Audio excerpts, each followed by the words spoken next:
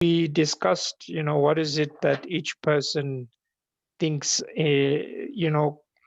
the the coaching is about, as in particular the LEKGOTLA methodology, and we said it's a way of of of um, of driving a meeting. It's an African way. It comes from African tradition and culture, where you've got a chair who's holding the Induku, and whoever's holding the Induku is allowed to communicate.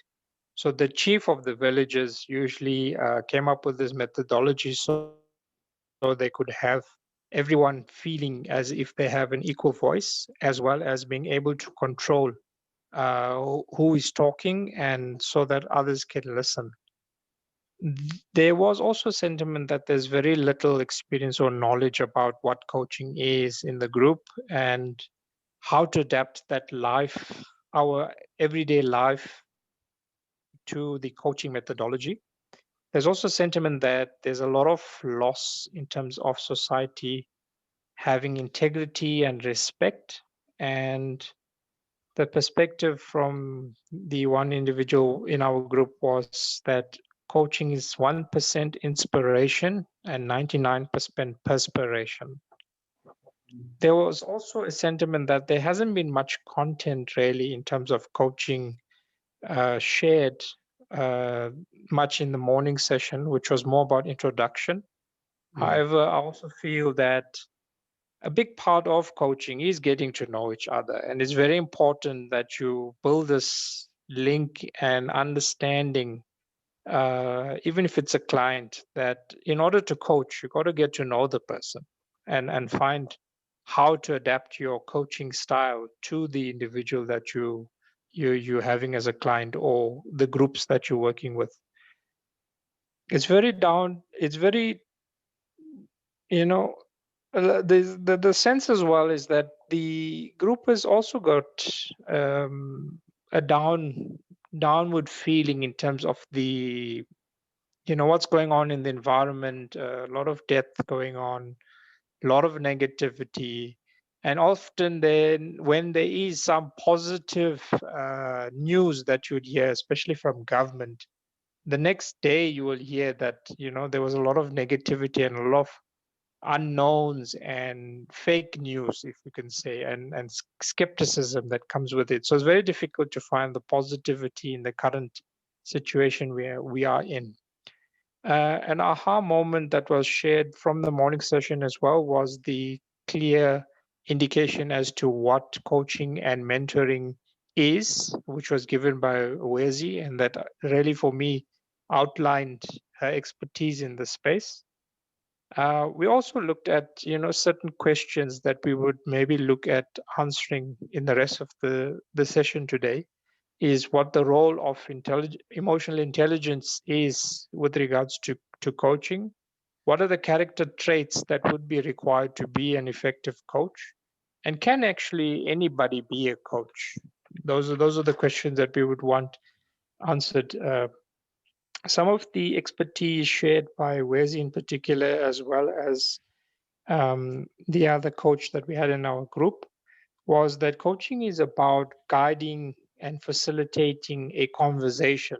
The agenda is owned by the client, but as the coach, you would use your methodology to guide the client towards reaching a expectation which is clear and has been agreed upon, even through a contract that would be drawn up, which would identify what your roles and responsibilities would be, and the process in terms of how you're going to reach a clear outcome or goal, and how you're going to go about building a relationship and managing the relationship.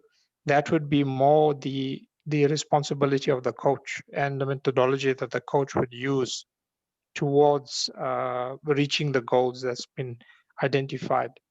One of the things coaching is not is, often if you have a problem worker in your environment, often what would be said is he needs coaching. So coaching is not a problem solving methodology, and it's not about fixing people through coaching. there's other methodologies or approaches that could be used if in that regard. Okay, that's about it from me. Wow, hold it there. You were spot on, and I'm gonna ask you to repeat that exercise. I mean that input, just to emphasize a very important point you raised.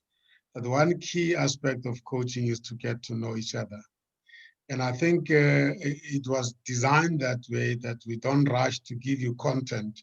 We make you experience coaching approach, which is basically how we are doing it. And if you can just go back and repeat the identity of your group, how you arrive at the name, and then just give us the names again and the meaning of the names.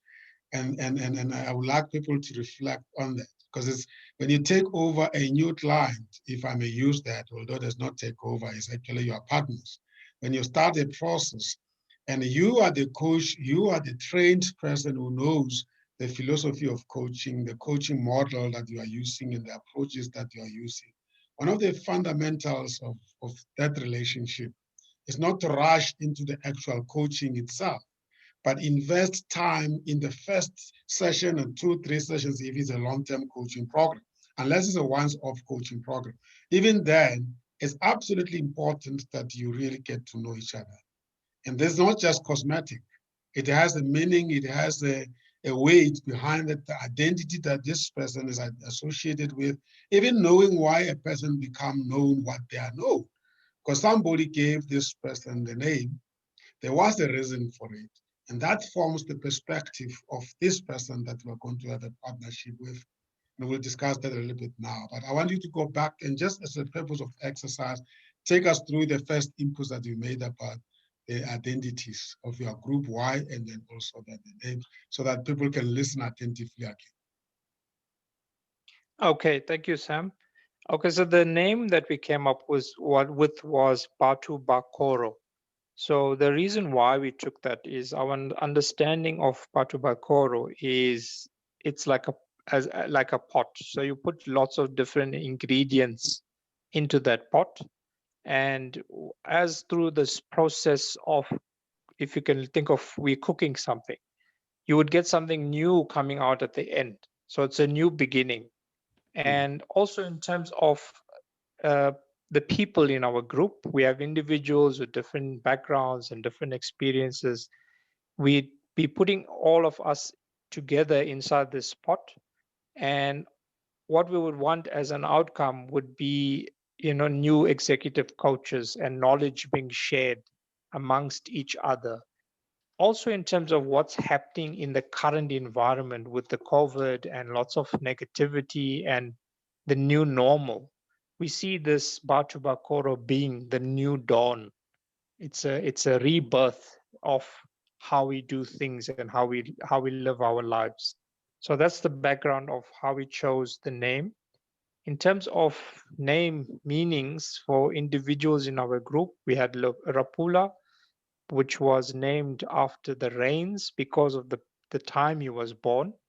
So that was because he was born in April, he was named after the rains. We had Wezi, who, because her family had boys only, and then they had a girl, it was seen as crossing the river to the other side. So she was named after that sort of exercise of being able to cross a river and get to the other side. In terms of myself, Divesh, my name is meaning in my vernacular passion, and that does actually come out in terms of most of the things that I do. If I'm passionate about it, I really put my heart and soul into it. Um, Joseph, we didn't have a meaning for his name. Talani was named after by her parents, linking to hunger and poverty, which I was saying on my own. I hope that's not her current situation, but it's something I guess that you can also strive towards eradicating hunger and poverty. Poitumelo is named happiness or after happiness. And Yeah, that's it. Beautiful, beautiful. And those who, I mean, the members of your team, how does it feel when your identity is being presented and explained the way you have explained it with each other? Does it make you feel valued, appreciated, identified? Any one of your members of your group can comment on that? I think, Sam, it was by luck where we Tumalo couldn't we couldn't be able to hear her because he lost the audio. And then God decided to give us the version to summarize the conversation in such a way that becomes so, I use the word spot on. Yes. That's why I'm saying maybe some of this happens for a reason. That's all I could say. Beautiful, beautiful. And I think as I said, as we are doing this exercise, remember at the back of your mind, we are using a methodology. We are coaching combined with LEKGOTLA methodology. One of those in coaching is not to give content to people, because that will be training. And the remark you have made is valuable to be used as a case study, that there wasn't enough content given in the morning about coaching people. That was intentional, because coaching is not about delivering content. Coaching is about you being made to find out, and you have just found out through other people in the team what coaching is, what coaching is not. And that is the whole idea. Even when you go to a coaching school, you will expect them to come up with textbooks and textbooks. They will prescribe textbooks, but they will not make you work through the textbook, because it's your job as a coach to go and read the textbooks and come and tell us what did you find in the textbooks, right, Divesh? Yes, yes, I agree with you, Sam. Beautiful stuff. Well done. Let's give a round of applause to Divesh. Yeah. I'm sure you know how to give a round of applause on Zoom, and look at my screen there. Well done, Divesh. Great. LEKGOTLA.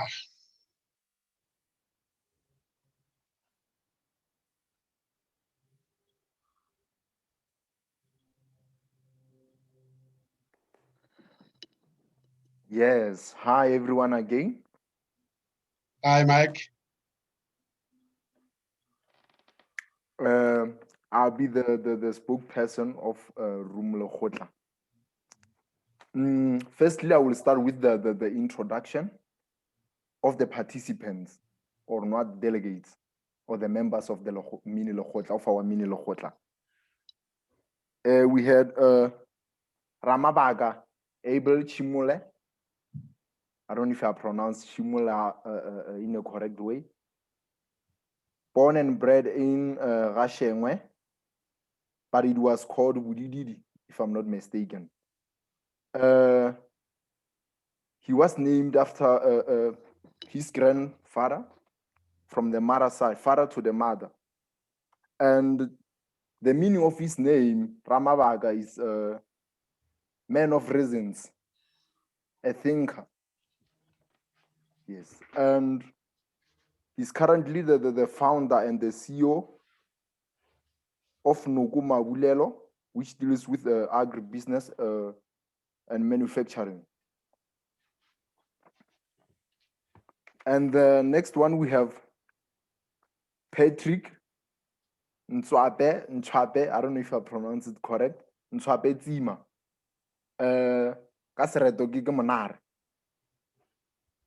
He was named after his grandfather also. He's from Sikukune, and he's currently at Rodiport. Rodiport? Pardon? Is that Rodiport? Yeah. Rodekop. Yes. Yes, sorry. Apologies for that. Thanks, Pat. Yeah, sorry. What is it? Is it Rodiport or what is it? Can you pronounce Rodekop. it correctly? Rodekop. Rodikop, yes. Rodikop in Germiston. Cop, yes. Thanks, Pat. And he's currently working at an Investec bank in the logistics part, and is also a coach at Corinthians FC.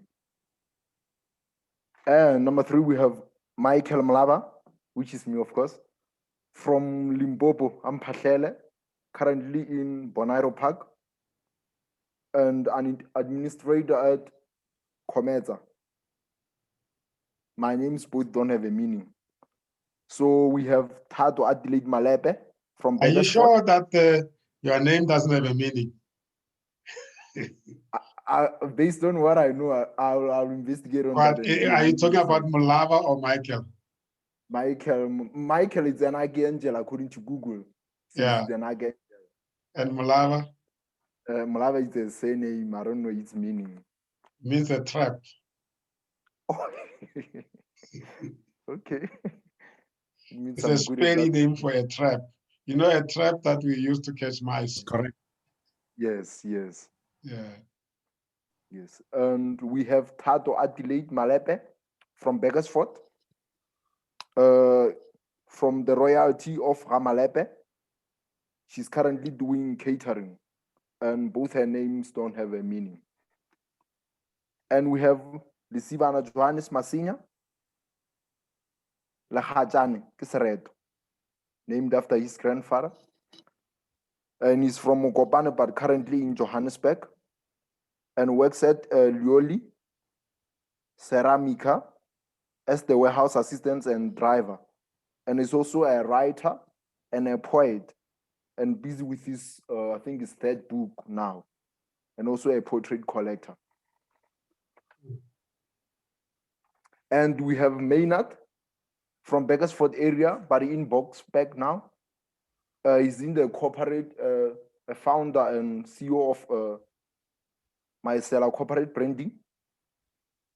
Deals with embroidery and printing out of the business cards and t-shirts and everything. And lastly, we have our chairperson, Ndate Franz Ramutla, director at the Gauteng Department of Social Development, and also a community mobilizer, runs his transportation business, stays in Tembisa. Yes. And on our group, I will ask Ndate Ramabaka to give the name of the group and also explain its concept. Ndate Ramabaka, over to you. Thanks, Mike. Hi, everyone. We Hi. decided on the name of the group as Socio-Economic, noting that LEKGOTLA is a Bapedi practice, and he is the custodian of the Bapedi tradition. And therefore, also acknowledging that he has just passed on, is just to honor him, to say, as the head of the Bapedi tribe and the person that, oversees the concept of LEKGOTLA, we should honor his spirit. And because he was still young and vibrant, the developmental agenda and goals that he was planning to unroll or roll out in his community through the LEKGOTLA concept that we are doing on a regular basis. Therefore, we saw the need to honor his spirit and honor the Bapedi people. And, this was also influenced by the fact that most in our group are Bapedi. So it was easy to be able to adopt the name. But Ponelo Peli, the vision that he had about the Bapedi people is what inspired us also to be able to take it from that particular angle. I think at one time, Maynard said visionaries, which is what the Socio-Economic embodied, because he was still going to do much for his people to tap into the mineral resources that he has within his, kingdom, to ensure that his people can be able to live a better life. Thanks. Wow. That's what we call creativity in coaching. One of the outcomes of coaching is to inspire your clients to be creative and go beyond the norm and find new ways of looking at things. Great stuff. Thanks, Dade Chimule. And based on tackling the topics and the themes that occurred during the mini discussion of the main group, was to tackle the mindfulness and meditation, as we started with it, and also concluded with the coaching and mentorship. On that point, we were unlucky not to have a coaching by practice, but having Pat also assisted us in terms of coming from the football perspective. Mm. Yes, with regards to mindfulness and meditation, we spoke about there won't be any sensible discussion, or a discussion won't be fruitful unless the body and both the spirit and minds is present within that conversation. So that's where we found the helpfulness of the mindfulness and the meditation to get you present to the room, and also to create a room that allows everyone to think in terms of what the discussion will be. And it also suits well with today's discussion. Yes, and now we go to coaching and mentorship. We firstly try to explain the difference between coaching, and also write down the difference between what coaching is and mentorship is, in order to understand the key components of today's topic, which is executive coaching networks. And we said coaching reveals the real you as the coachee.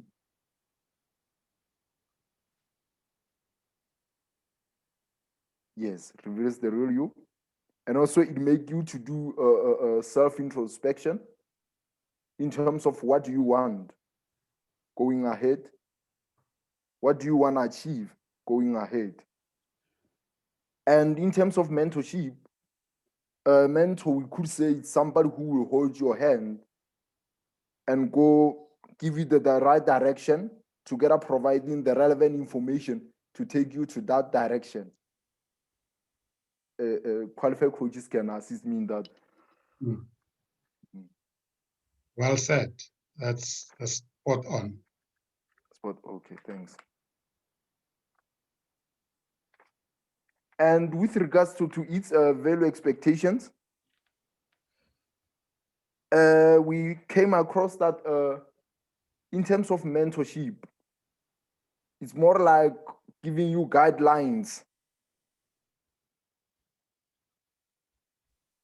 Usually, in most cases, a mentor will be somebody who's more experienced than you, more, we could say, qualified than you, in order to show you the way and provide all the relevant information based on his experience or her experience regarding that field or that practice. I don't know if I got it right. Yes, and mentorship is more focusing on the individual development, and it has no agenda, and it is not structured.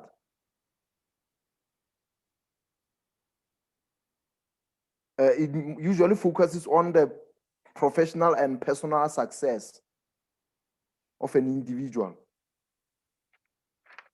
And now I go to coaching. With regards to coaching,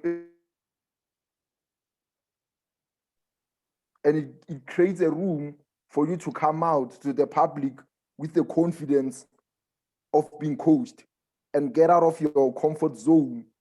I normally hear, I can't mention the names, that he or she can tell that that person is being coached by just the approach, the walk, and the confidence that they come along to you, that this person is coached.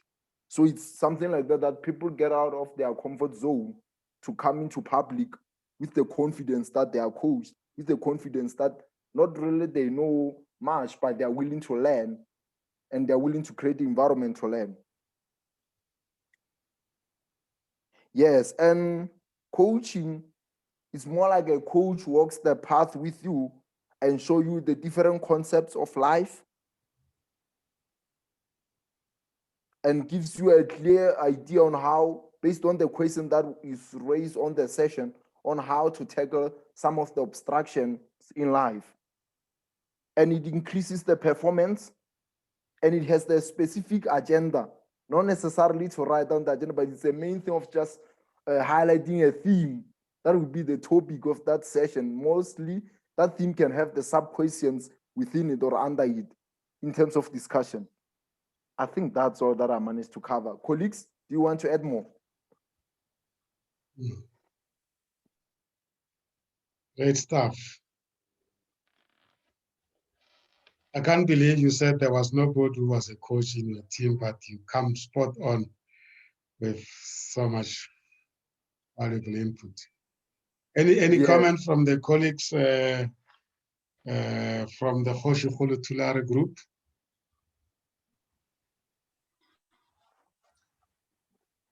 Good morning once again. We made sure that as a group we subscribe to the concept and the philosophy of the LEKGOTLA concept. Mm. We realized that as the LEKGOTLA, we need to focus on the matter on the table, which was meditation. And we also made sure that we give each other of us the opportunity to participate on the subject matter. And we respected each other that who was part of the meeting. And we noted that the chairperson, just like the chief, is the one who's holding the baton and is the one who's monitoring managing the discussions. And he was accorded the respect that he is supposed to have. Mm. And we noted that before, and therefore we need to introduce each other and make sure that we know each other. And as I said, we give each the opportunity to contribute. Mm. And obviously, when we finish, we gave each other the opportunity to summarize, also indicating that there is a great respect for each and every person who contributed in the discussions. Thank you very much, Wow, Chair. beautiful, beautiful. Thank you very much, Dr. Mutla. There's a very valuable fundamental points around the LEKGOTLA methodology, and you see how it blends so well with coaching. Thank you so much once again. A round of applause, ladies and gentlemen, for the great delivery by Socio-Economic Tulare Group. Thank you very much. This is really learning together in the true sense of the word. And you can be guaranteed that Wezi and I'm sure I talk on behalf of her as well. We are very encouraged by this group, the way you're unpacking the understanding of coaching, because this is the biggest problem out there. It's a lot of people who call themselves coaches, but they don't spend time to really understand. There's nothing wrong with that, but if you don't even understand the principles of coaching, and you don't even have any methodology you use, it becomes a little bit difficult. It is damaging to the profession, because coaching belongs to a family of what we call helping professions. That goes as far as to include psychologists, mentors, trainers, educators, nurses, even doctors are regarded as helping professions, and teachers. And what defines and describes helping professions is that you do a service as a profession that you earn money from, not to benefit yourself or things, but to benefit individuals. And in actual fact, you practice your profession on a particular case of a particular individual. So any damage you do, it has aggravating effect on that particular individual. You can literally coach people into disaster. And that's why ethics are very important in coaching. I'm very excited that you are picking up. And I think the LEKGOTLA methodology is helping you as well, because it has all those principles. At this point in time, if there's no any other comment, I want us to do a little bit of content sharing without overwhelming you. And if you look at I don't know that you still have the agenda I sent you, you have answered the topic, what is coaching and what is coaching, what coaching is not. The best way, people ask you, what is coaching and what is not coaching? Well, when people ask you what is coaching, it's always very easy to start with what coaching is not. Because when you do that, then you use the method of elimination. Let's eliminate mentoring. It's not mentoring. And I'm sure you have been detailed on that. Number two, it is not training, because it is not about standing in front of people and delivering a content from slides and from a textbook or from a syllabus. That's not coaching. That is training, not coaching. Coaching is not counseling. Because why? The difference between coaching and counseling, I hope you're taking notes, because you're going to go back and deliberate on this so that we can embed it. In counseling, we are responding to something that has already happened. A disaster happened and the person is overwhelmed. They've been thrown out of balance, and we want to restore them to the original normality by giving them therapy, psychotherapy, or counseling, as we call it. In other words, counseling is about fixing something that has gone wrong. You lose a family member, you get so traumatized, and then you suffer from post-traumatic stress. We can't coach you when you are in that condition. The best we can do is to refer you to a psychotherapist, a counselor, a psychologist that will sit with you and help you recover from this unstable feeling. And once you are recovered and you are normal and you are in control, emotionally, psychologically, mentally, and physically sometimes, then we can take you onto your coaching. The reason being that coaching is about the future. Coaching is about positivity. Coaching is about progress. And as the group earlier on mentioned, it's not about fixing people's problems. That's why as coaches, we are always aiming at taking people from the current state of being that might be uncomfortable and might be the reason why they came for coaching. And together with that person, we visualize the future. And in many cases, the future must be bright.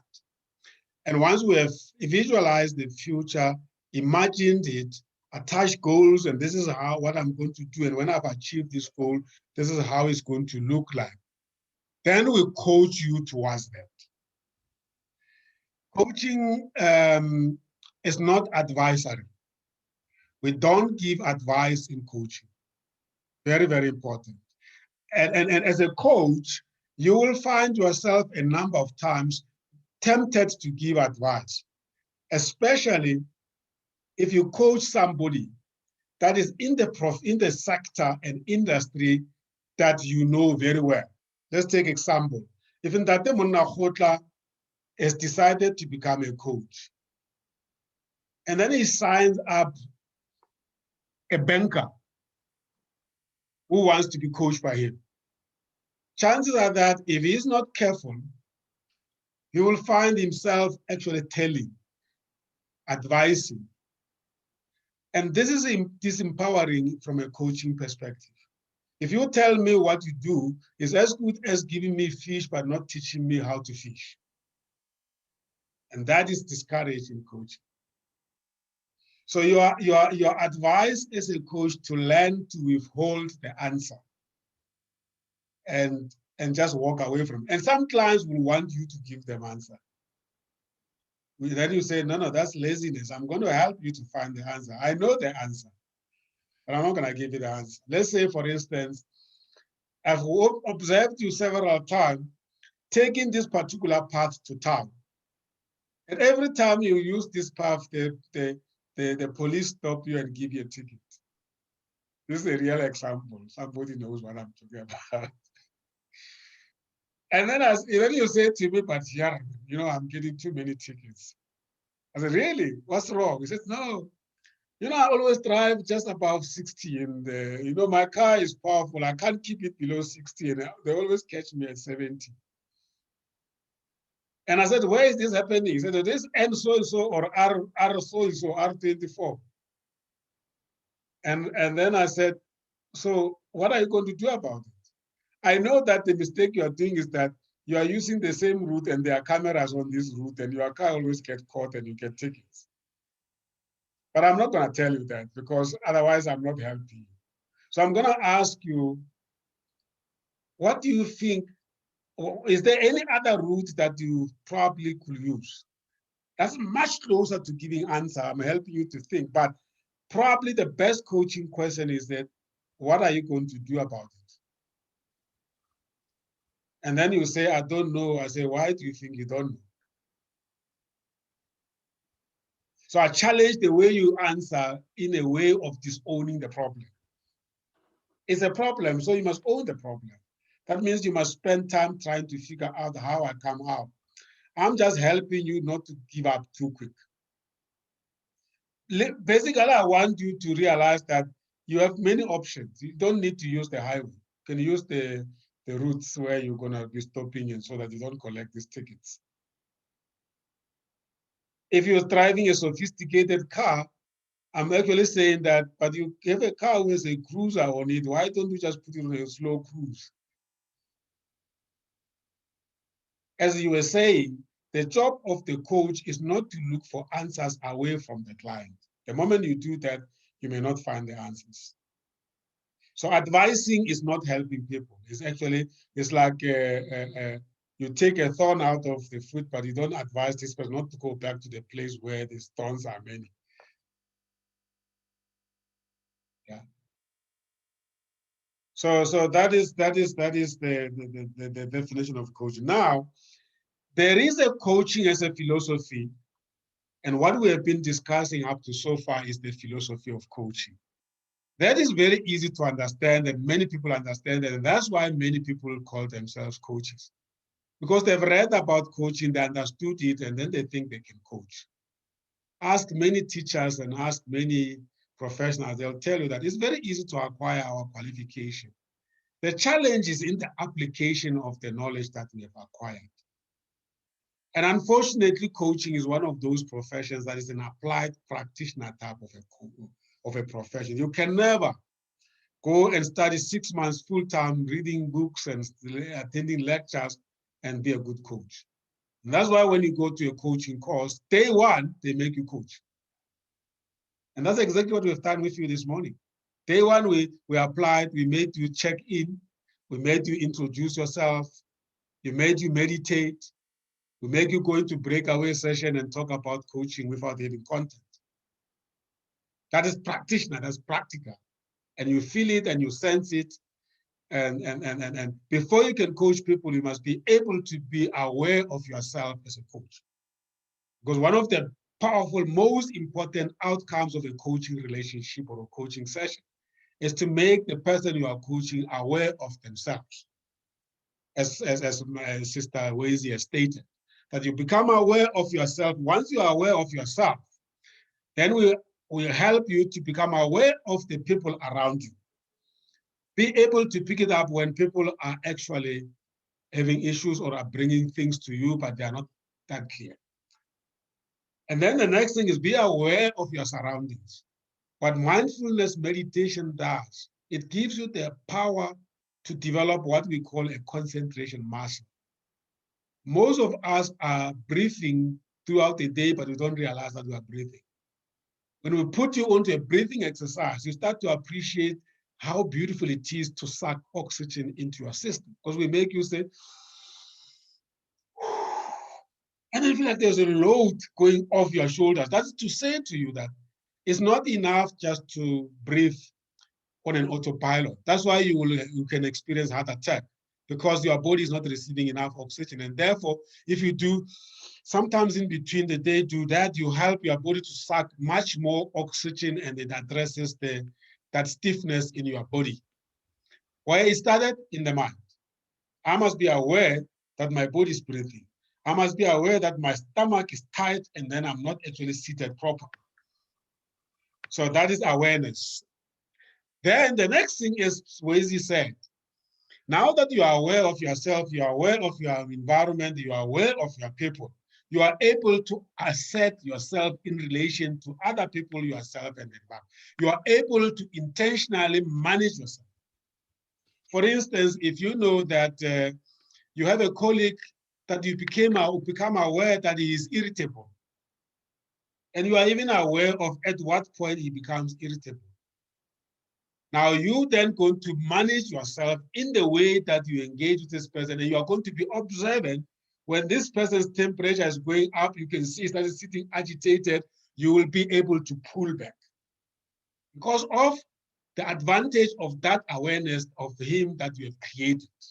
That makes you manage the relationship with them in a way that it does not land you into trouble and put him to the point where he can take a gun and shoot you. Another good example is if you're driving on the highway, there's a lot of people who get irritable, road rage. They point their finger up. You must be aware of people when they're close to becoming having a raised rage and driving in front of you, and then pull back because you know that this person is one of those people that could take a gun and shoot you. Many road rage is because of that. People not realizing that this person that is in a road rage is irritable, and when he hits that level of anger, they can cause a havoc. Then you are not able to walk away from it. And what coaching does is there's a lot of stumbling blocks, a lot of blind spots in relating to people at work. And the job of a coach to engage with you to say, be aware, take the right type of steps.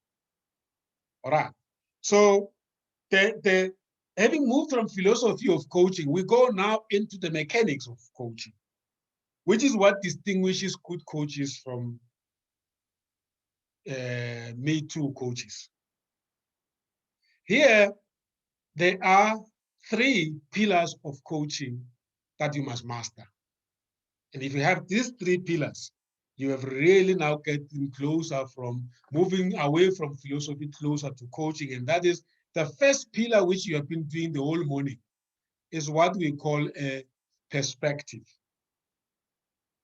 Every coachee or a client comes into a coaching program as they are. There is no required level that you must meet before you can be coached. No, there's no such. Therefore, as a coach, you can't say this one is less educated, therefore I cannot coach them. If you can't do that, then you are not a coach. The job of a coach is to be able to meet the client at the level where they are, educated, uneducated, experienced, inexperienced, traumatized, untraumatized, abused, unabused. You meet them as they are, because who they are is the agenda you work with. That means you need to start respecting people if you are going to be able to meet them at the level where they are. We call that a perspective, and normally the first sessions of a long-term coaching, we spend it investing it on getting to know the people, who you are, where do you come from, why did they call you Divesh, what does it mean, who are the Mutila, what culture are they, what religion are they, where did you go to school, what did you study, what is your work experience? Intensely getting bigger meaning than just the answers they give you. Oh, okay. She was brought up by the Catholics. Probably she has this type of value system. This is how the Catholics bring people up.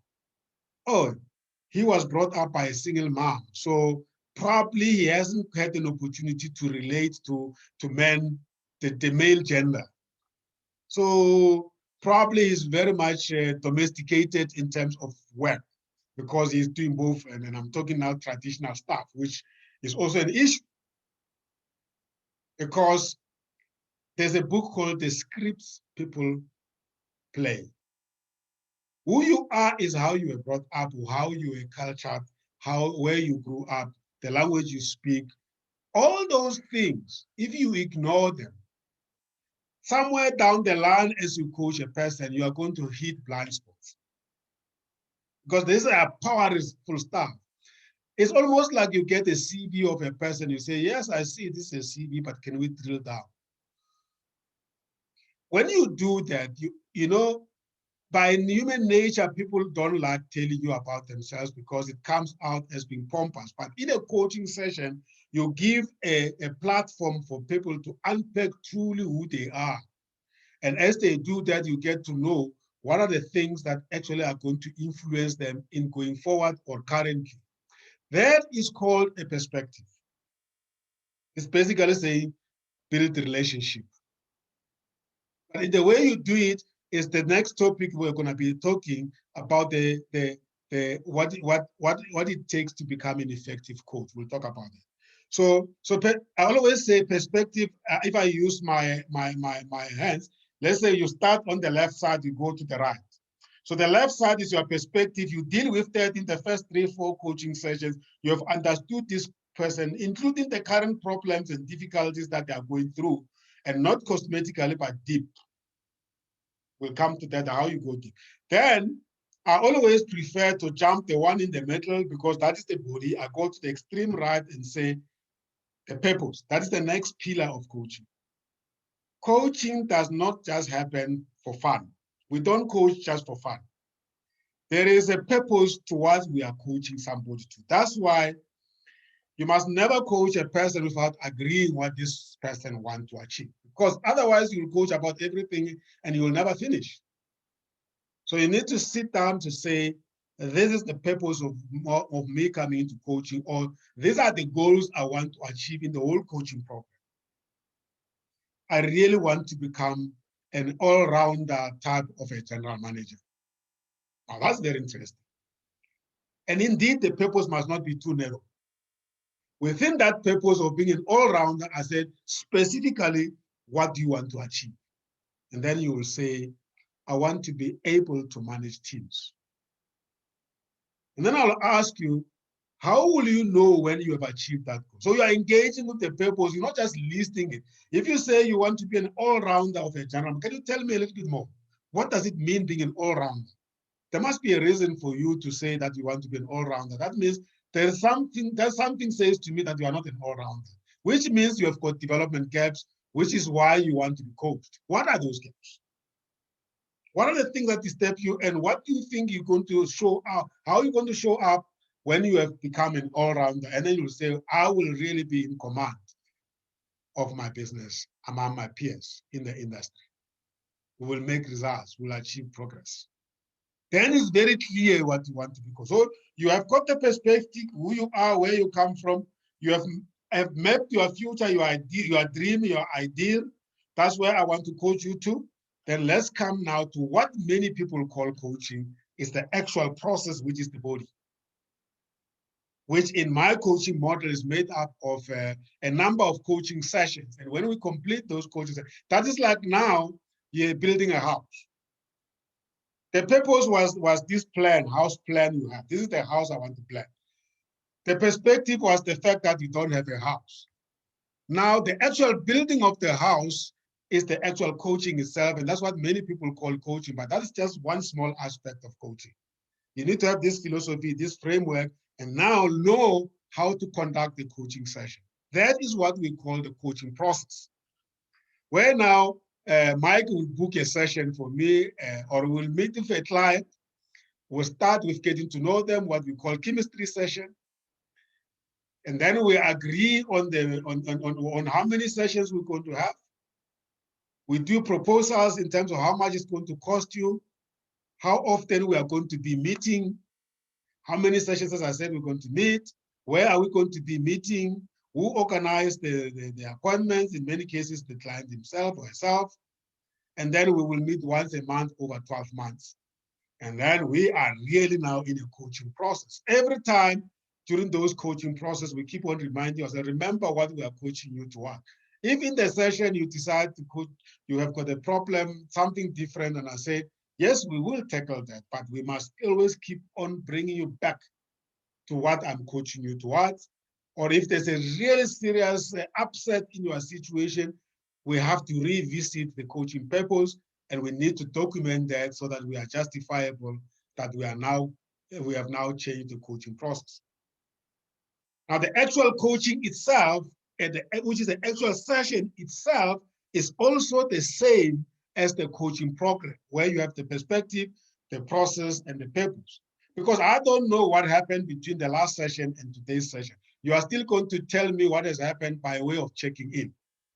A little bit mini perspective to say what has been happening. Body, mind, and spirit is just a structure we've used. It can be anything else where you tell me the story of what has happened.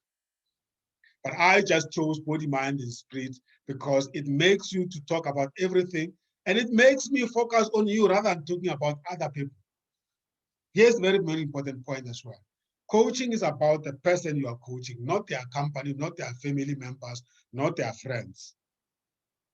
If they say to you that, tell me can you help me to deal with this person? I said, no, I'm not going to help you. I'm going to ask you, what is this person doing to you? Oh, he's disrespecting me. Oh, okay. How is he disrespecting you? He calls me by my maiden name. Oh, okay. What's the problem with your maiden name? No, I was not happy in that family and I want to stay with my in-laws. Oh, wonderful. Did you tell him? No. Why? No, I'm not interested. So how do you expect him then to know that you don't like him to be calling him a maiden name? So you understand? So you always make people to think deeper rather than being simplistic about things. Out of that checking in, we decide on the agenda for the day. Okay, it looks like we might have to talk a little bit about relating to people, because that's an issue of relationship. Let's talk about that. And then what do you want to achieve out of it? I want to, at the end of our session, to have worked out how I can actually help him not to call me with my maiden name. Oh, that's the outcome for the next hour of coaching or the next 2 hours of coaching. Okay, let's go for it. The talk, it could be conversations, it could be visualization, it could be using analogies, it could be using the storytelling, but you are just guiding. And we call it that dancing with the client. In other words, go with the flow, observing. And the big job of a client, of a coach, as you are coaching the client, is to be very, very much present with all your senses, not only pretending to be listening and looking into my eyes, meanwhile your mind is away, you are cheating yourself. And the client will know when your mind is not there. So you need to be fully present with your senses, connect with the person, hear what the people are saying and what they are not saying, and also listen to your body, what it says when they give you certain answers. You know, as a coach, we are also a means of communication.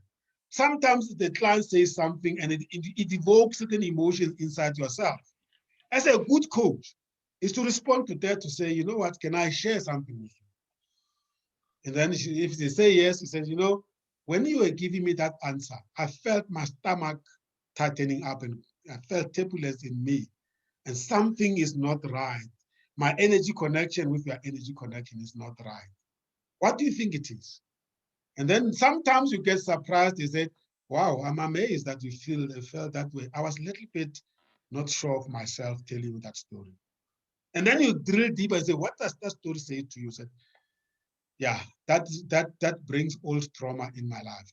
That becomes a coaching topic. So you have to be very fully present, don't assume, and you have to move away from being mechanical. And sometimes be aware if you are coming from you are coming from your gut, or you are coming from your heart, or you are coming from your head. And I'm sure coaches will tell you that this is one of the most difficult things for coaches. To know whether they are engaging with a client from the head, where you are actually using your rationality and you are not in touch with the emotions, and you are leaving the client behind. You are not realizing that this is a client that is going through a lot of turbulence emotionally. You are talking from the head, they are talking from the heart. And sometimes your gut feel tells you that we are not connected here. Can we stop this session and just maybe reflect a little bit? So those are the skills you will learn as we move on, or as you develop yourself as a coach. So it's not just getting to a session and then you are talking and complete a form and then you sign and issue the invoice.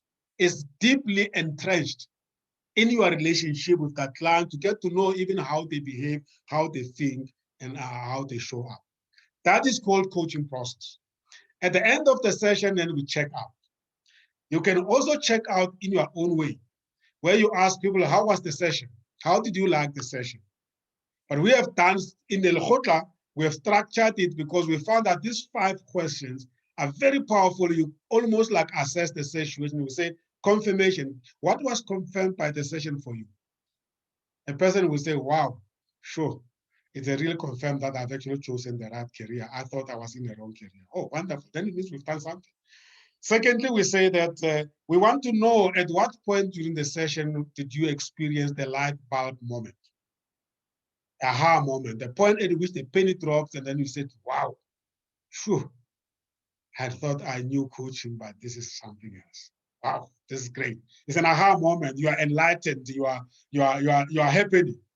The third one we will say, is there any particular knowledge or insight that will help deliver to you that is almost like we gave you a know-how around this topic during the session? And the person will say, wow, I didn't know the difference between coaching and mentoring. Thank you so much. Now I know.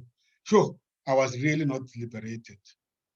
That is an aha moment or an insight or a knowledge. The fourth one will say that now we are in the community. We are human beings are learning beings all the time in a collective way. We will ask you, what are you taking home from the session? Now, take home is something of particular importance to people at home or out there, or which you will want to become an ambassador of. And then you will say, yeah, so I really pledge to go and now explore this further with other people. I really love this. This is my take home. If there's one thing I can live, I cannot forget from this session is 1, 2, 3. Everything else, it can go. But this one, this particular one, this is my take home. Lastly, then we say, what are the new behaviors you are going to show? Or what are the new practices that you're going to start practicing tomorrow or from now onwards as a result of you being part of this LEKGOTLA? What that does, we force you to understand that the purpose of coaching is to move you from the current state of being to the future state of being. It creates movement. And that movement is carried by the energy inside you. There must be a desire and willingness to do that. Yeah. So if you look at what we have been doing at the back of the fundamental model of coaching is what we call GROW model. The ways will tell you that GROW. Yeah. G stands for goal. R stands for what is R again? Reality. Reality check. Thank you very much. Reality. You look at the reality of the situation you face and always for options. You explore various options to deal with that reality. And W is they must be willing to take action. And some people will say, grow into action. Yeah. Because any coaching sessions or a program that does not result in a person that you are coaching taking action will not result in a change. That's why I don't like clients who come to a session. They don't even read the report you've given them. They don't do the things you've asked them to do. They just come back and every time you start from the base zero. That type of a person, you need to tell them that they don't understand the importance of coaching and they don't understand how coaching actually functions. Yeah. So perspective, purpose, process. 80% of coaching is the process. 10% will be perspective, 10% will be purpose, but the process without the two will not happen. If you don't know the person, you will not make an impact. If you don't know where this person is going to, you can't coach. And if the relationship doesn't exist, it's not going to happen. So that brings me to the next topic, which is what does it take for you to have an effective coaching relationship? Remember, I said that why you need to know people is because you want to be able to develop a relationship with. Now, the first thing is that, as I said, coaching is about transformation and therefore relationship is fundamental. For the coaching and client to be successful in their relationship, the first thing is that they must agree on the goals and objectives of their coaching. Because if they don't agree, they are not going to be actually in sync. The next point about coaching is the partnership. The relationship that is defined above goes deeper and takes a form of formal partnership. So you almost talk so intentionally about what this person wants to achieve, and you immerse yourself in this person's journey as a coach. Sometimes people ask me, but how do you immerse yourself in the life of 10 people that you're coaching at the same time? Don't worry.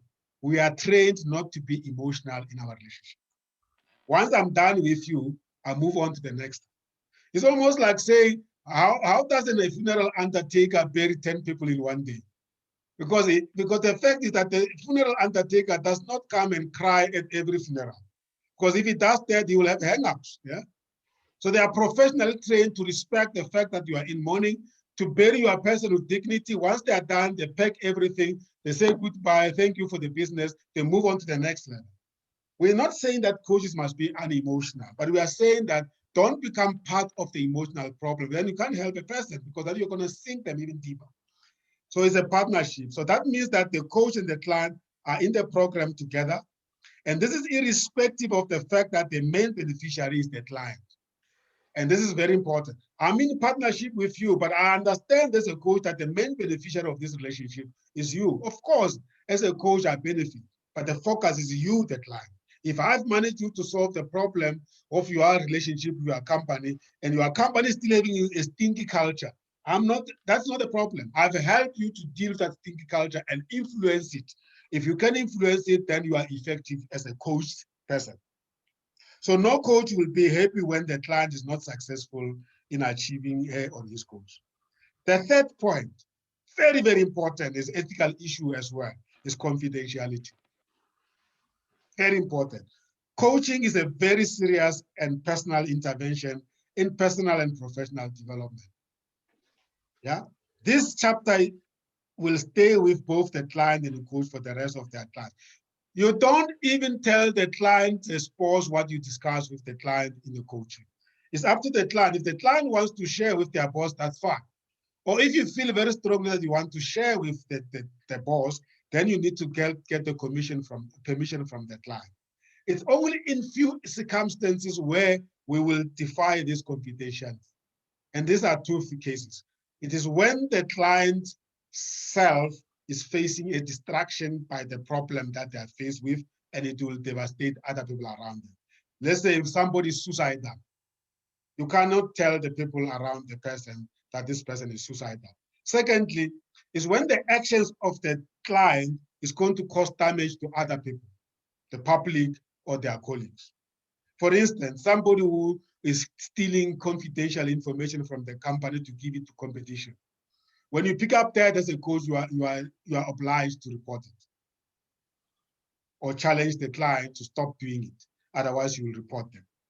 That's the only time confidentiality can be broken. Otherwise, you will be disowned by your coaching association. If you are known after coaching to go and have a cup of coffee with friends to tell them about, hey, I was coaching Maynard, hey, that guy is going through hell. His marriage is struggling, and you will be kicked out of coaching immediately. Sorry, Maynard, for using you as an example. Yeah. So confidentiality is very, very important. Thinking partnership. We are a thinking partner as a coach. That's why sometimes it's okay to come into a session as a coach and talk less and just listen. If the client is having a lot to tell, yours is to lift the mirror and let them see themselves through the mirror. Imagine yourself as a coach, you are holding a mirror, and this person is telling you the story, and at the same time, they could even be answering themselves. If you are a very good coach, clients will tell you problems and they come around and answer them. By you just asking the right question. When they look away, you just turn. When they look at the side, you turn. And how you do that, you just keep on asking them to stay with the topic. And that is an art. And that is a skill you must learn. You cannot apply that if you are not fully present and you are not listening. The next requirement for a good coaching relationship is what we call commitment. That's why there is a coaching contract. never coach without a contract. Yeah. So the coach and the client commit to the program formally. There is no possibility of success without commitment, and that is very important. So each party is expected to honor the agreement they have entered into. If we agree to meet once a month, we will meet once a month. If we agree to meet for 2 hours, we'll meet for 2 hours. If we could agree to meet at 10 o'clock, we will meet at 10 o'clock. Otherwise, you have a duty as a client to call in advance to postpone it. In the contract, we may say that we don't accept the cancellation on the day of the coaching because as a professional coach, I block my day for you. And if you're gonna cancel me 30 minutes before coaching session, I'm gonna bill you because it's a lost day for me. So that's the administration side. I've spoken about the reflection and the mirror image. The coach holds up the mirror for the client to reflect on.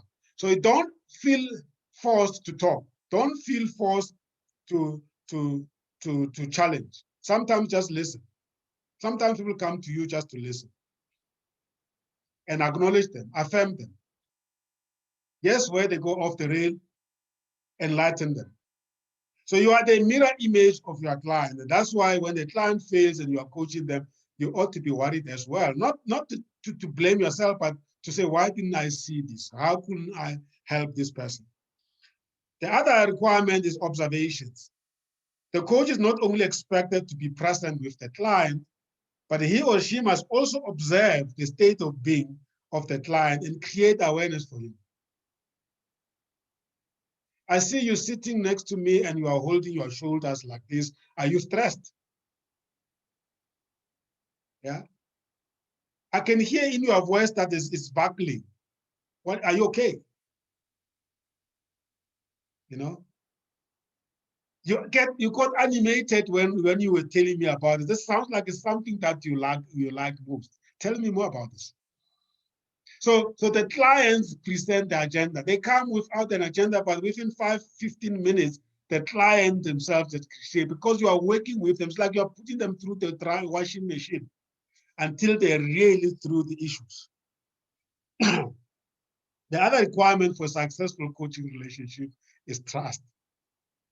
The important conditions for the coaching relationship and partnership to happen is trust. You can never coach somebody that doesn't trust you. Because when they don't trust you, they're not going to give you the full story. And if they lose that trust, you're going to struggle to get it. The example I've given of telling other people about what you discuss with your client in a coaching session, and then they get to know and they get to hear you. And guess what? They will hear you. You know, I always say to people that, you know, we are a network. Yeah? Your network will know that I know you. And your network will somehow there is that infused the connection that people will get to know about what you are saying out there. And once they know that you take their information from coaching to tell others, they start withholding information. And then you start working with half-baked information. And no wonder then your coaching does not become successful. Even your relationship will become very bitter. You will become very dysfunctional. So if you are not able to display and demonstrate these qualities, just walk away from coaching. It's not going to work. Right? Wezi, any comments, additional points from your side?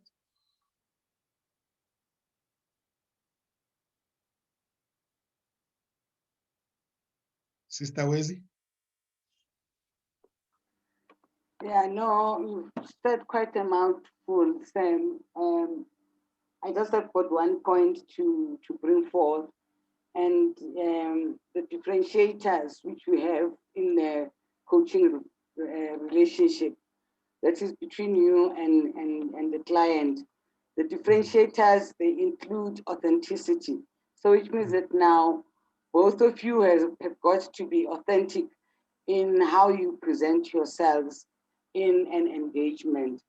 So if you are going to be saying things that which are not you, the whole purpose of the coaching program is going to be misdirected, and you're not going to get the outcomes that which you want.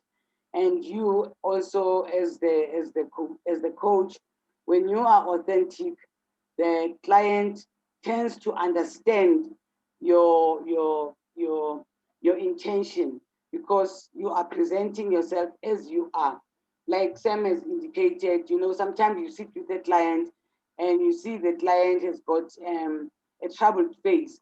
You can't go on without asking, because what you are seeing is what is presenting, and you should address that which is presenting rather than go ahead to say that we've got a goal which you said last week. You must address the goal, but there are issues that need to be attended to now. So authenticity is very important. Another differentiator is your work ethic and responsibility. So which means that now you've got to have a work ethic and you must be responsible for your actions. So which means that now the client which you are engaged with, must have a work ethic, and that you see by the client, troubling you for making an appointment or asking you when are we going to meet. And also when we talk about work responsibility, is to be committed, like Sam has indicated, to be responsible for the outcome, because the agenda has been set by yourself. Another differentiator also is to listen for results. You don't just listen because the person is opening their mouth. Everything that comes out of the client's mouth is going to make you get connected with the client. Sometimes the client answers just to let the question pass. But when you check the answer, it must lead you to other questions, so that when you have been listening, you also look at the gestures that the client is making. Sometimes you find that the client is saying this, but the gesture is something different. So you lose connection in that instance. When you start losing connection, you bring back, the conversation, so that the client gets to the ground.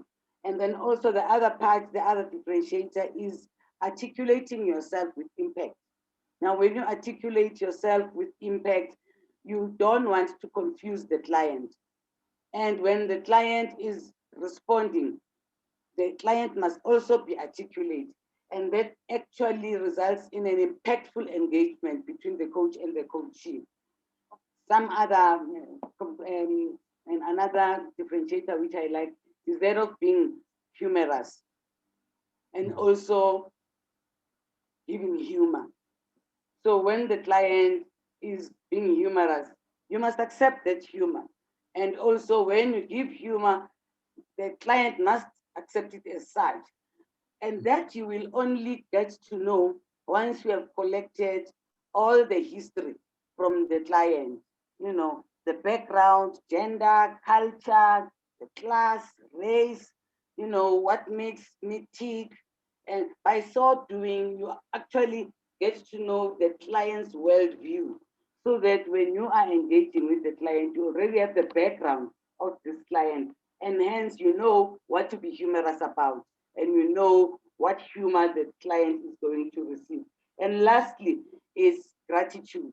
And gratitude comes from when you as a coach have been engaging with the client, you must always thank the client about the session, about having kept time, about having responded in the manner that drives the process towards growth and development.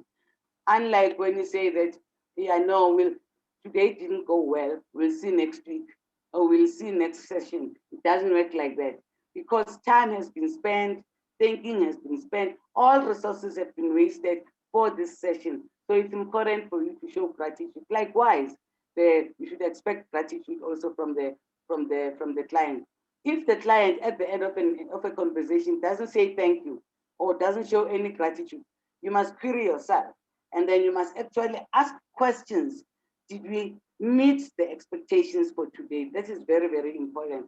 So that at the end of the day, the client said, aha, you know what? This is what I discovered today. I have moved from one stage to another. Basically, the differentiators are those that I consider very also important in coaching engagement. Thank you.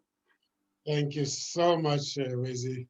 Wonderful stuff. This is beautiful, and I hope it's starting to unpack this supposedly complex topic, and yet so easy to understand. Thank you very much.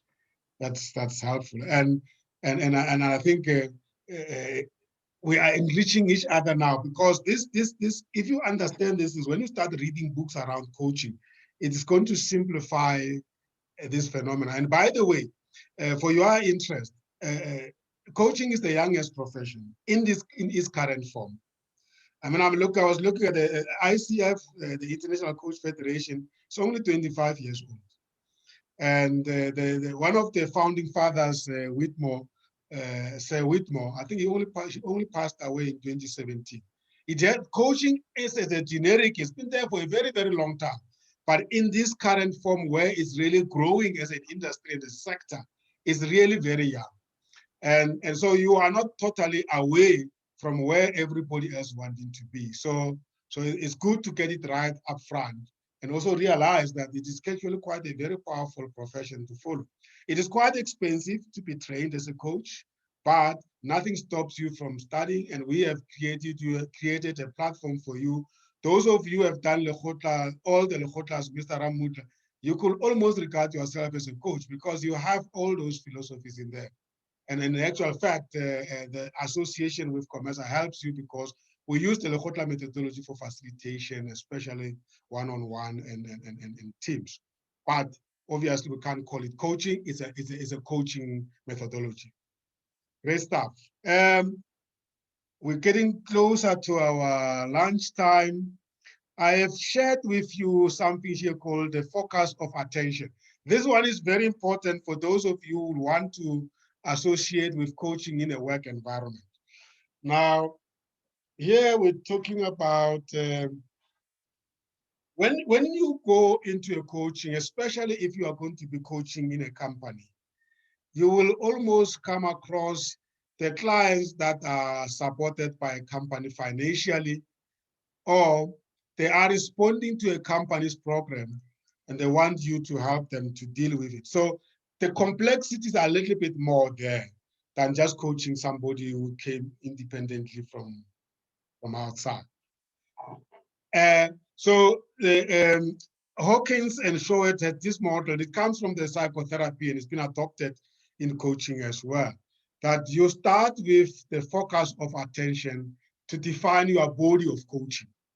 The first point is the socio-economic, political, and cultural environment. We'll almost talk about the environment in which the coaching is taking place, which is a universal environment. And we say that because of the requirements that I've shared with you and the expectations that people who are coaching have on you, and the fact that coaching is a helping profession, you almost have to sign a contract with the universe that the way I conduct myself will be according to the acceptable norms and practices in the universe.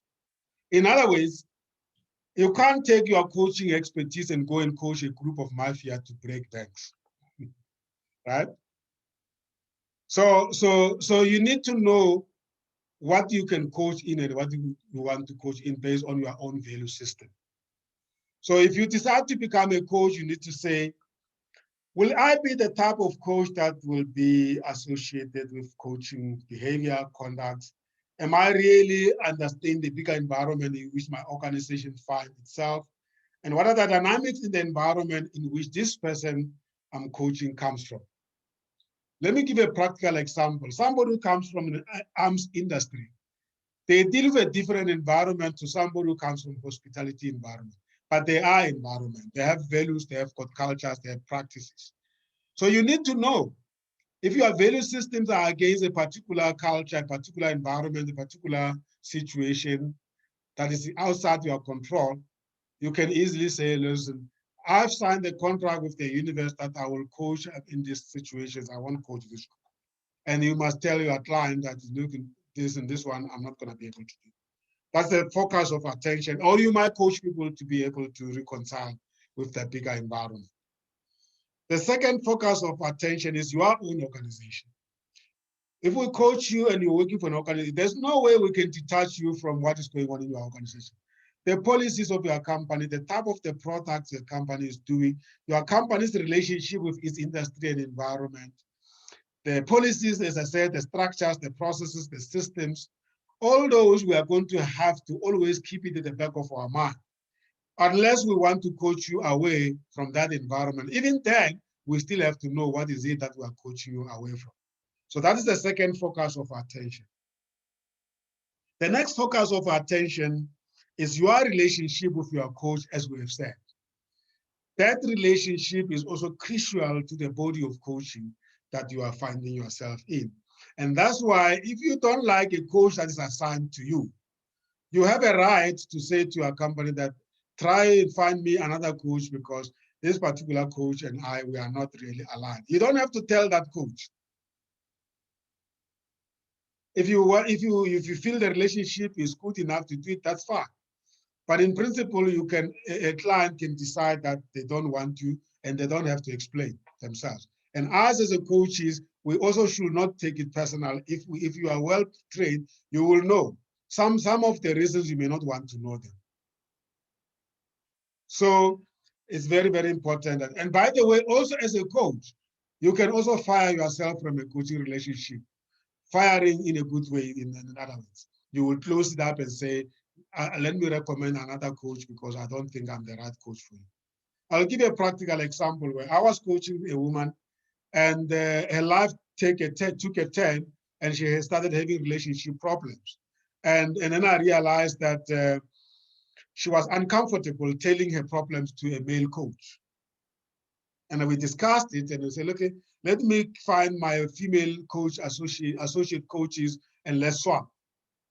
Unfortunately, I had a relationship with a coaching associate, so it was a question of just swapping. So that's very, very important that you become critical of the compatibility between yourself and the coach. That's the third focus of coaching. The fourth focus of coaching is you, the person yourself. As Wes was saying earlier on, awareness of yourself. Do you really know yourself? Do you understand yourself? The complexities that your personalities present to yourself. Very few people engage with their own personalities, or they deny their personalities as if they are to blame. As I was saying to you, that the script that people play is basically say, when you are born as a child, you are born innocently. But you are brought up by people in a particular condition and they change over time. You change from one situation to another.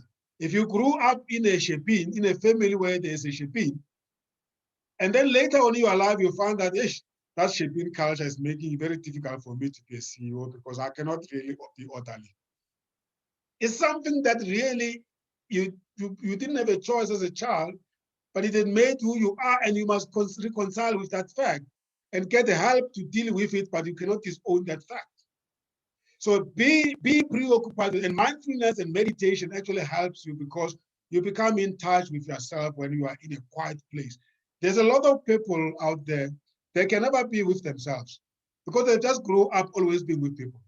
When they are alone, they feel like something is going to explode and they just quickly phone somebody. Can we go out for coffee? That's an issue. So know yourself, know your limitations, and know your things that you want to fix. And don't blame your parents for what they've done to you. You can't change that. And don't blame yourself for being who you are.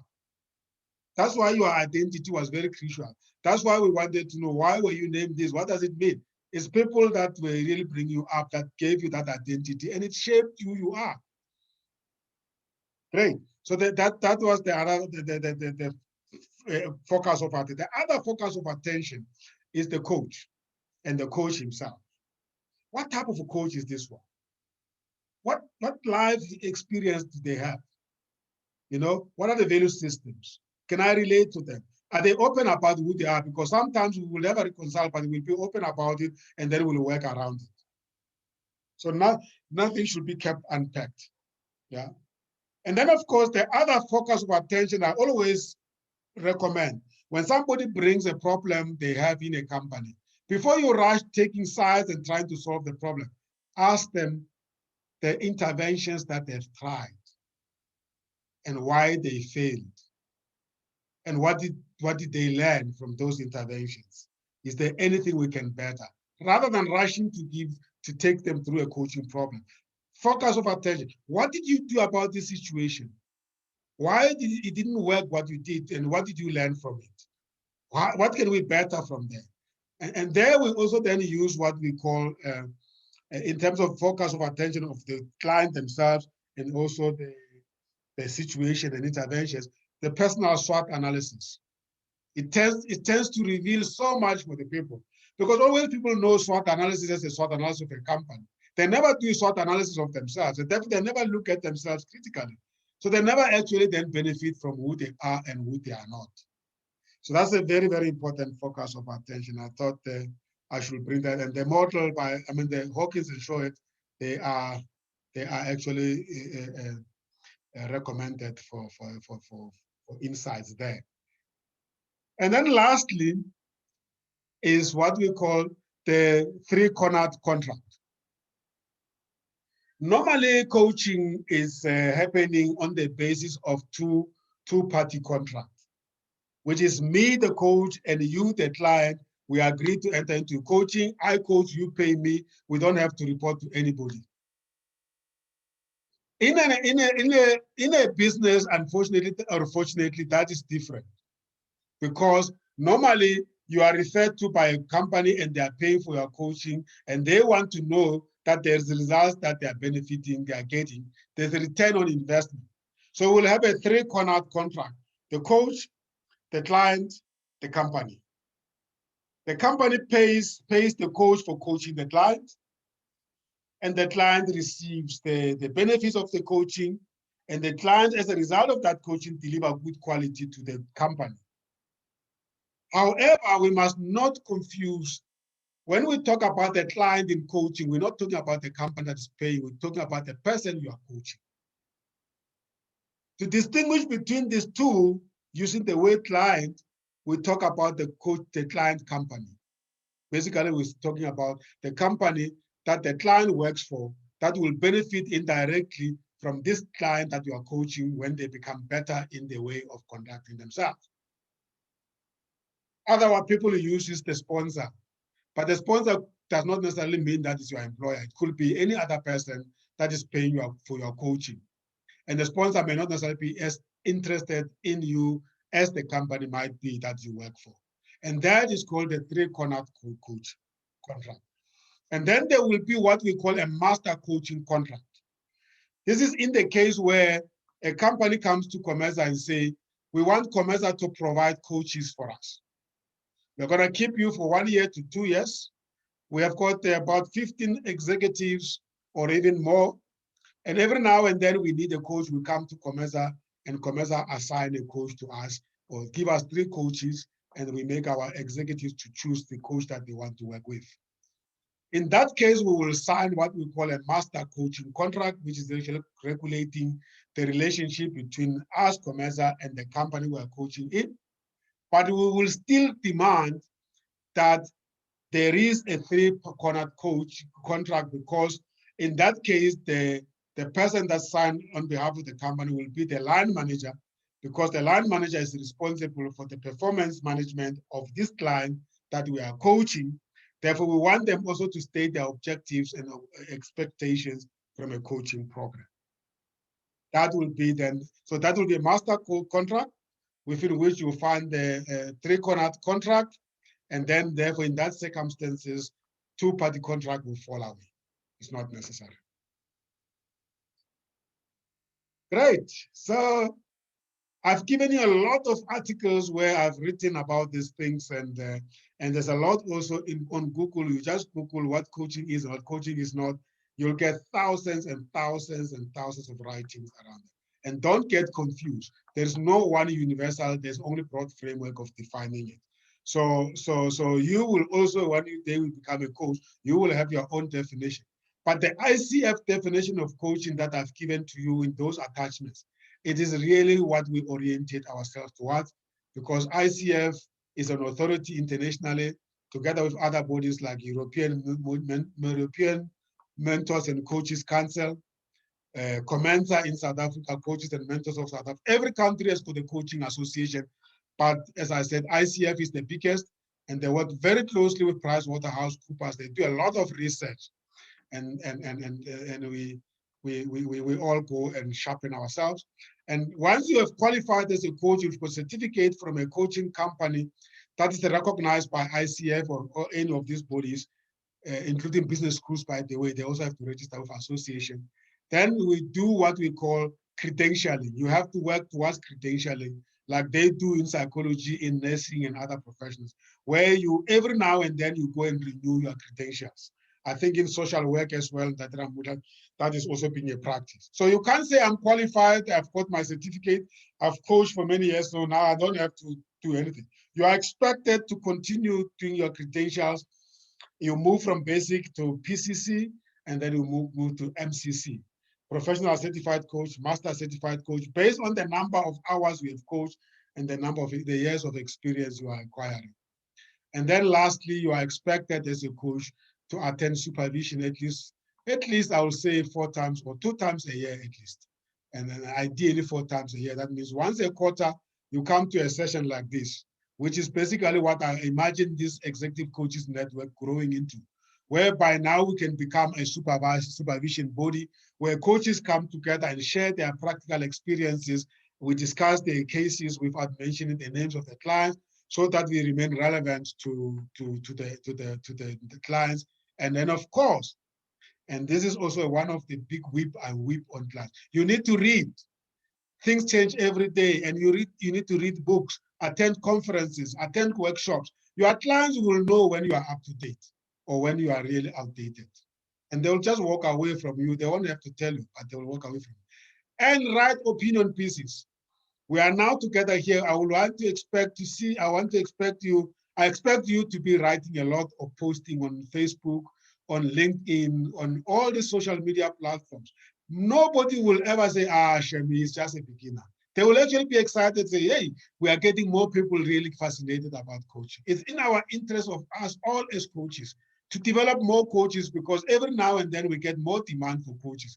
And it's very sad when you assign coaches and you realize that they still have gaps. That's why Wesley and I, we meet a lot in many forums.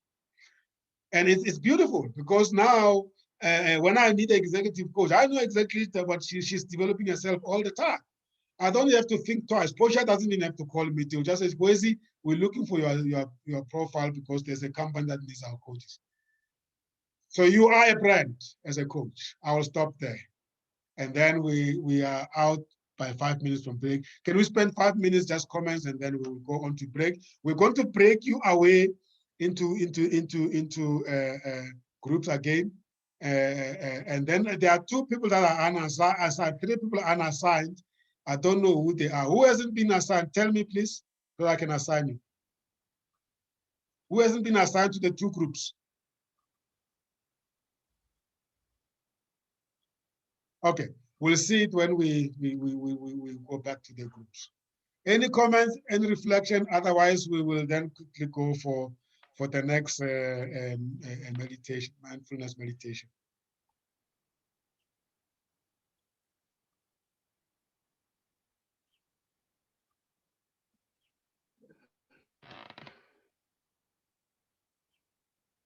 All right, good.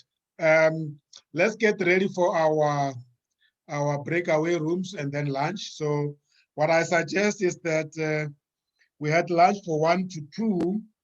So I suggest that you can have used between now up to 1:45 for your lunch, and then come back at 1:45 and start discussing. You stay in the same groups, but I suggest that now you choose a different chairperson and a different scribe and reporter.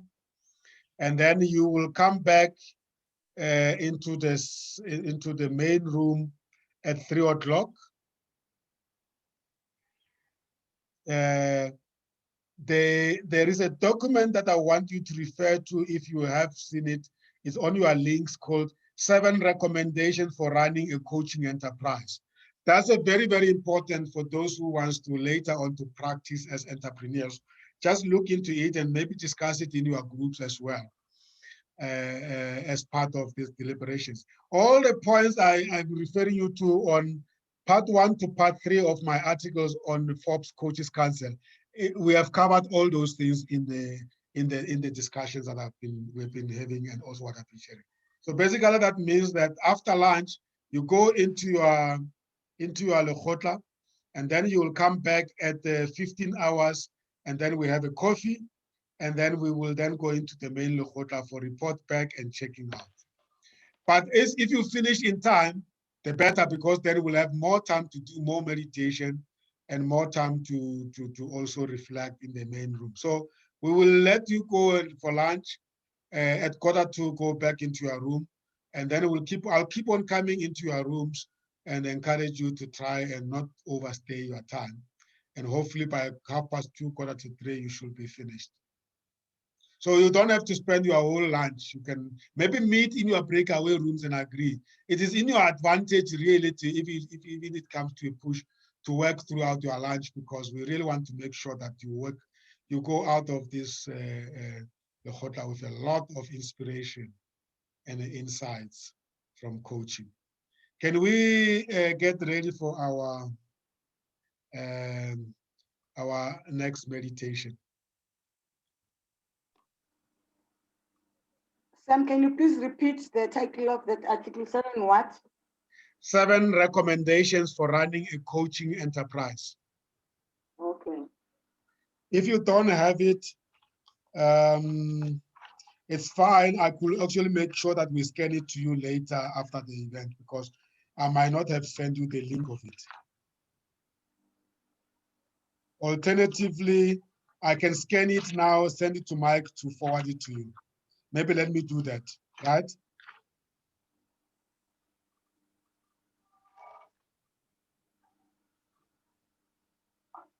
Yeah. Entrepreneurship versus executive coaching, and yeah, I'll look for it. Great, let's get ready for the next meditation.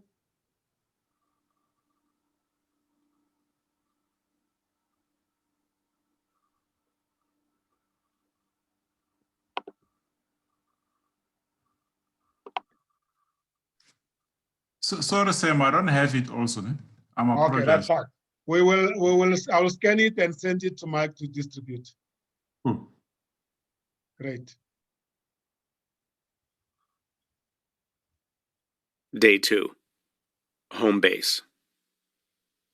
Hi, this is Jeff. Welcome to Day 2 of How to Meditate.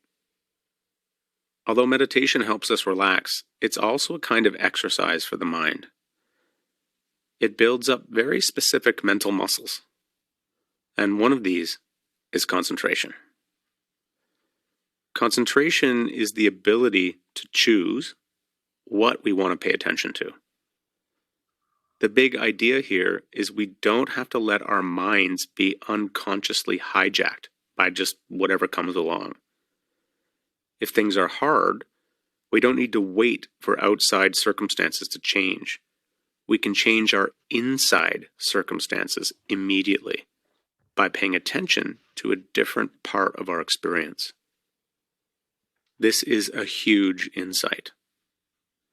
In meditation, we do this using something called a home base. A home base is just some really simple sensation that you focus on. It could be the breath, or it can be sounds, or it might be some point in the body. The idea is to hold your attention here. When your mind wanders, which is normal, you come back. And every time you come back, concentration muscle gets stronger. It's like a bench press for the mind. Eventually, our mind gets stronger and more settled. In a way, you can think of our home base as a portable reset button we learn to take with us anywhere we go. Bob Marley said it perfectly. My home is in my head. So let's explore. Okay, so find a comfortable position. Eyes open or closed, whatever feels right for you. If your eyes are open, keep the gaze soft, looking at the ground in front of you. We can start here with a few deep breaths. So on the inhale, you're stretching up your spine. And then on the exhale, that's the downward motion. So you're relaxing your face, relaxing your shoulders. Each exhale, it's like you're breathing out any tension. So let's set our meditative attitude here. Easygoing, not uptight about things needing to be perfect. Remember, this is really the ground of meditation, this attitude. So if surrounding sounds are there, if the body is a bit uncomfortable, if distractions happen, no problem. You're letting all the imperfections of life be there. So let's choose a home base, some point or sensation to pay attention to, and then come back to when we get distracted. A home base can be pretty much anything.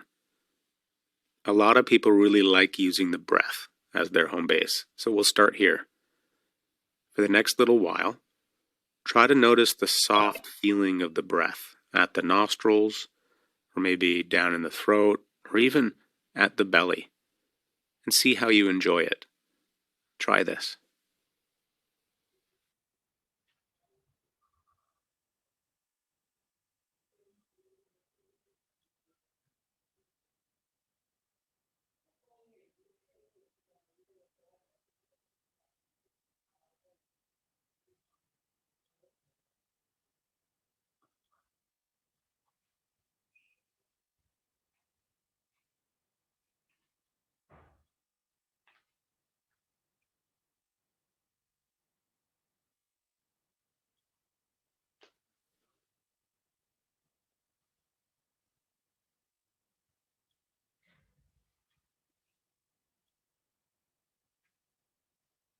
Good.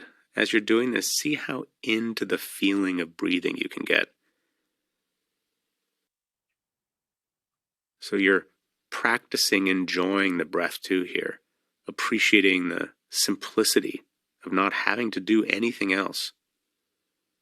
Just being with your body, breathing.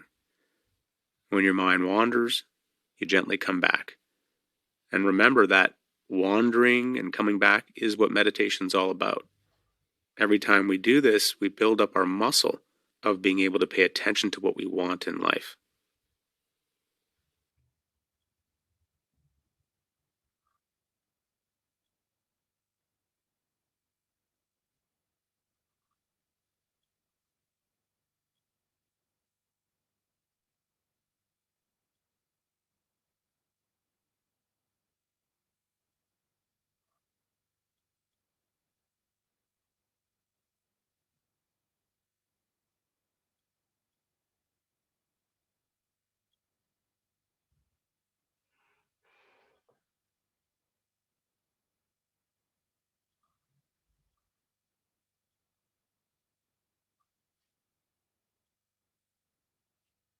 Okay, good.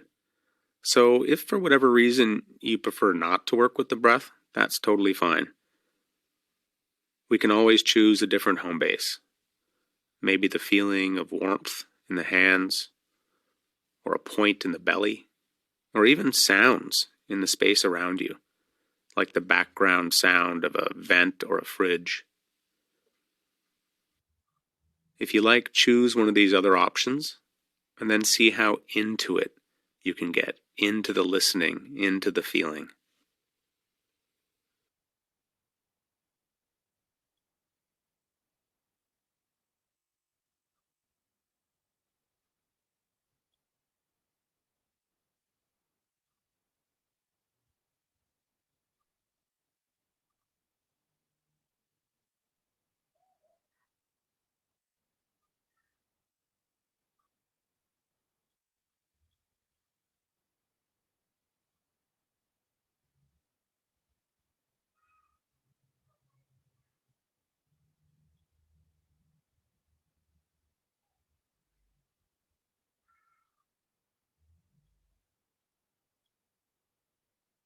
Good. So we're just sitting in this easygoing way, and we're noticing our breath, or maybe we're noticing some point in the body, or maybe sounds.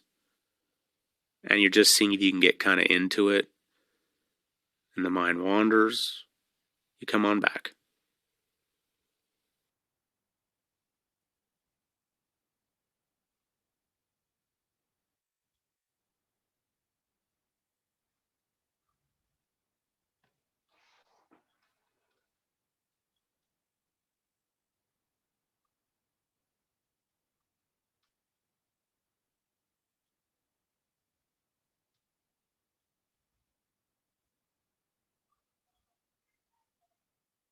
Nice.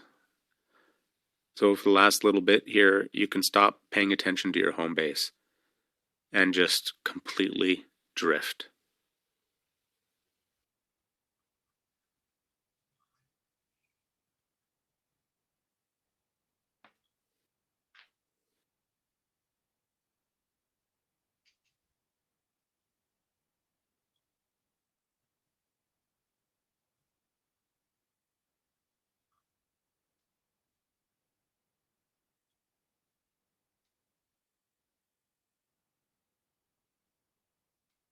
Meditation teaches us how to pay attention.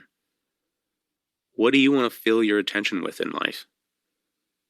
You can fill it with something stressful, or you can fill it with something peaceful. You have the ability, the power to choose.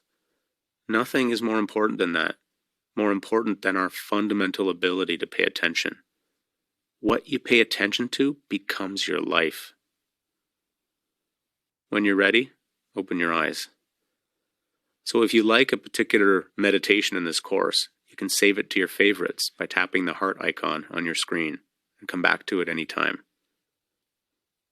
Next session, we'll keep exploring our home base, and we'll go a little deeper into how to work with our often rambunctious thinking process. See you tomorrow.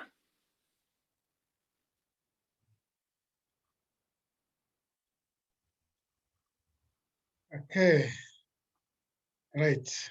Let's allocate you to your rooms, have your lunch, and then work on the stuff.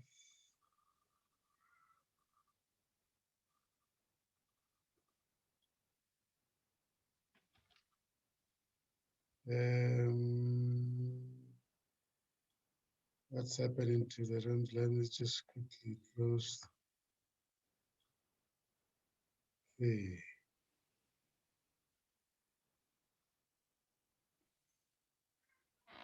There are people that are not in the rooms now.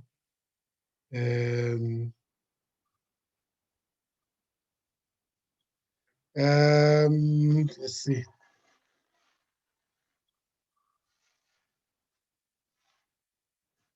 This is Khota, Tumelo,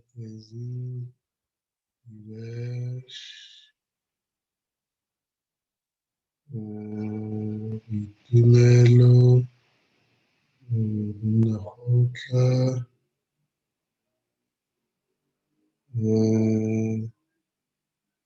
okay.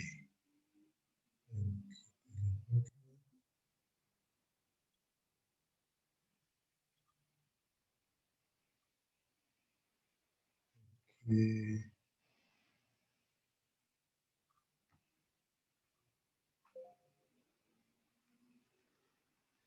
Great.